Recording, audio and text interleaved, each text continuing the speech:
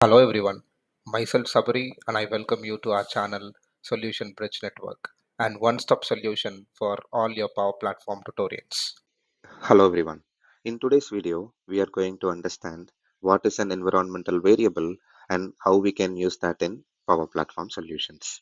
First, we need to understand what is an environmental variable.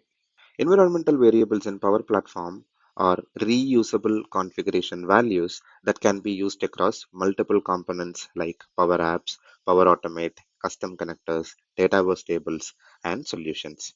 We need to understand what are the key benefits of using the environmental variables first.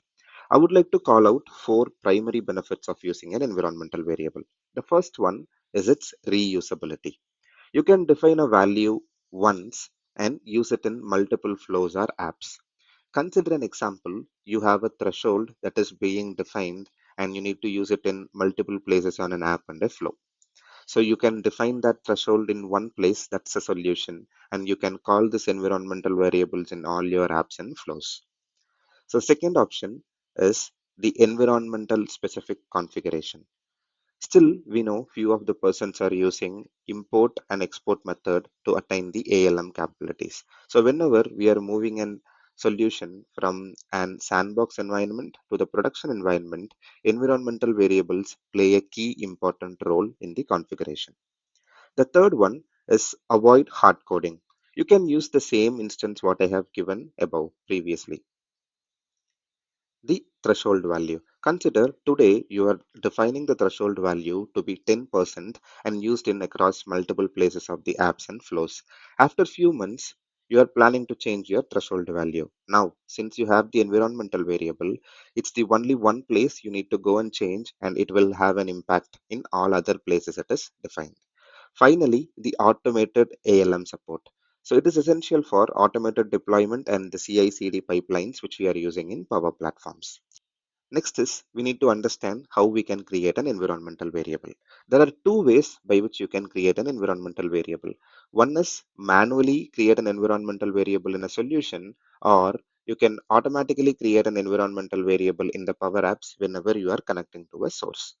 The use case today, what I have taken here is this option that how to create an environmental variable automatically in Power Apps whenever we are connecting to the source. For that, what I took is I have two SharePoint list. One I call it as sandbox and the list name is issue tracker. And the next SharePoint list is production and I have the same name for the list issue tracker with the same level of columns and the same naming convention. So what we are going to do here is we will create an app in one environment using the sandbox. And when I'm pushing the app to the other environment, I automatically change the source from sandbox to production issue tracker. Let's start building this logic.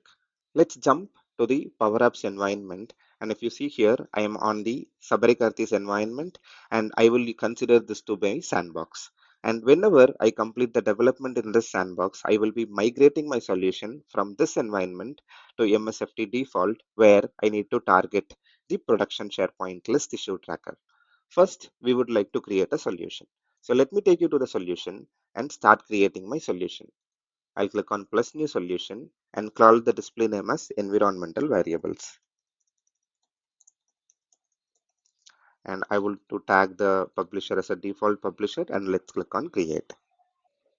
In the solution, as a first step, we will create a new app. So I'll click plus new app and I create a canvas app. I call the canvas app with the same name, which is environmental variables.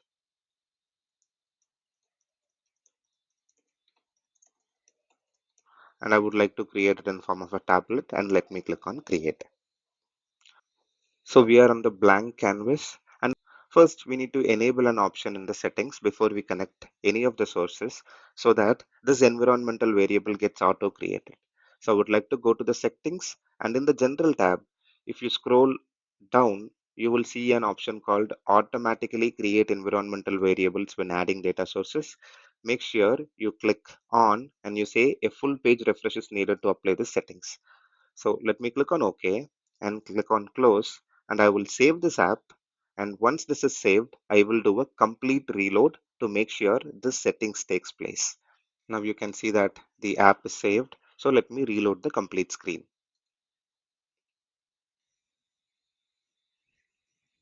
Now, as a first step, what I would like to do is like to add the data.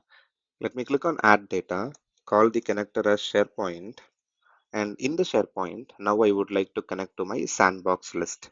So I'm connecting the source as sandbox and the list what I would like to use as the issue tracker. Whenever you click this and click on connect, now you see a new pop-up which says environmental variables, and it gives a confirmation that two new environmental variables are going to be created. One is for the site and another one is for the list. So let me click on save. So this automatically connects the data to the app, and whenever you go to the solution, you will see an environmental variable associated with it. So let me open a new tab, go to the Power Platform Power Apps page, and let me take you to the solution and show the environmental variable which got created. We are on the same environment. I'll take you to the solution, go inside the environmental variable solution. So you can see there are three components inside the solution. One is a canvas app and other two is a environmental variable. You can see a different section, environmental variable got created and these two got assigned.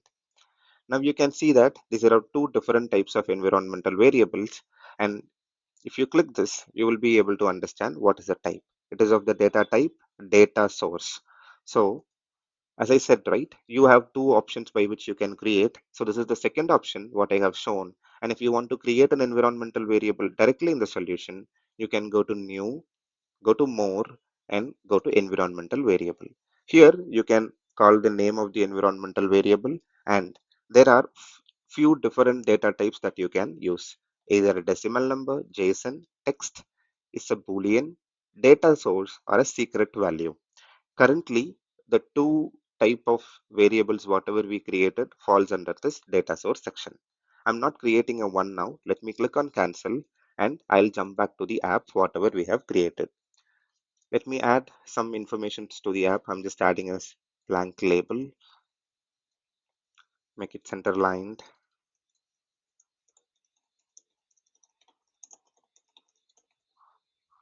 Environmental variables, give a background and the text color, and I would like to add a gallery. So I would like to add a vertical gallery and I will connect the issue tracker to it. So in the source, you can go and connect the issue tracker.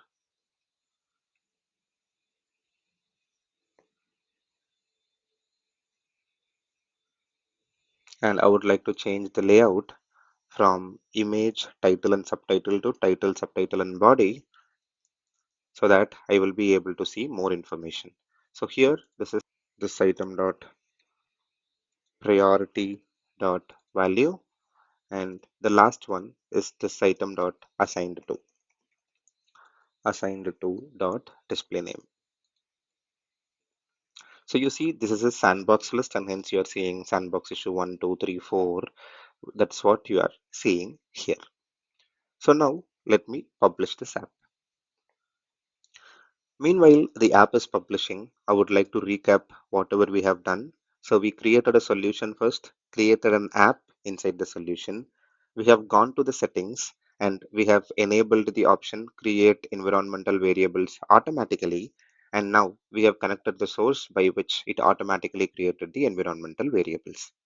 So consider this scenario. You already have an app and you want to have an environmental variable associated to all the data sources what you have done. Come inside the app, go to the settings, enable the same option, and come to the data source. Remove your data source one by one and add it back. So this will prompt you for creating of the additional environmental variables. Make sure you say yes and have that environmental variables created.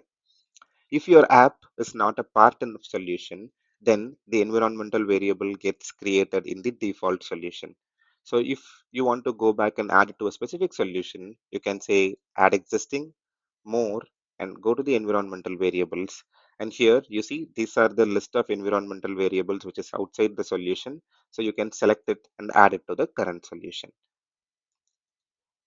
Now, since we have published the app, I would like to come back to the environment where I have everything.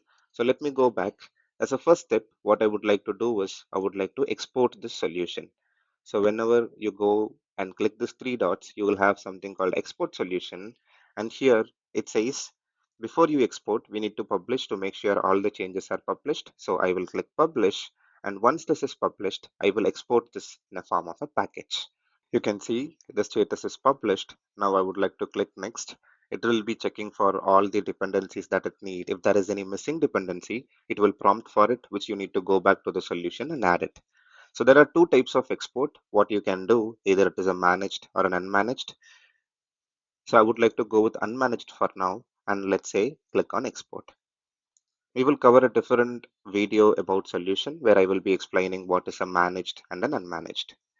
You see, whenever you click export, you can see that it is started exporting, and whenever it is done you will have a prompt to download it from here. So we need to wait till it gets exported. You can see the solution is exported successfully, and now you can use this option to download the solution. It gets downloaded as a zip file. So as a next step, I would like to go to the host environment, that is the production environment, where we want to host this exported solution. So if you come here and if you see here, you don't see that solution even in unmanaged or in managed. So what I would like to do here, go to import a solution, say browse, and it will be in my downloads folder. So you can select this and you can click next. As a first step, it will validate for all the available options. You can click next. Next is the connections it needs to re-establish. It will prompt if you need to change the connection from a person A to a person B. If not, you can use the existing connection. If the connection for a specific connector already exists in that site, then it will not prompt you.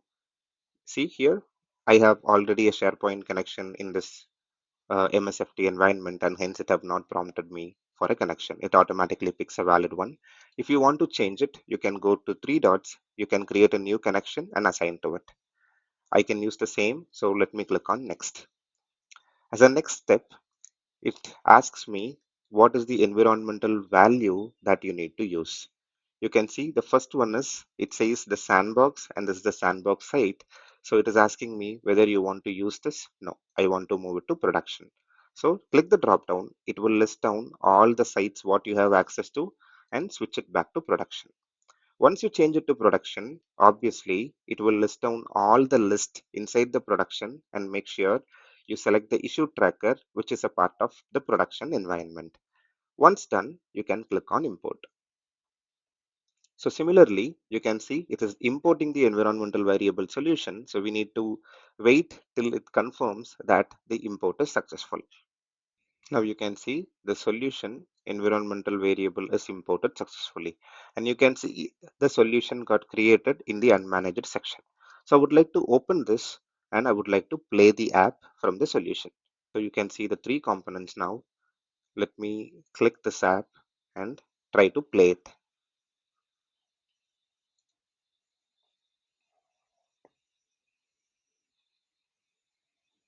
It is prompting us for the connection to allow. Let me click on allow. And you see the gallery automatically showing the list of production. So these are the list of production issues, production issue 1, 2, 3, and 4. It is assigned to Sumit, Patty, Megan, and Myram. So if you go to the production app, you see the same information, but still your sandbox has have the sandbox information. This makes it very easy for the developers to switch from the sandbox source to the production source. By this, we come to end of this video.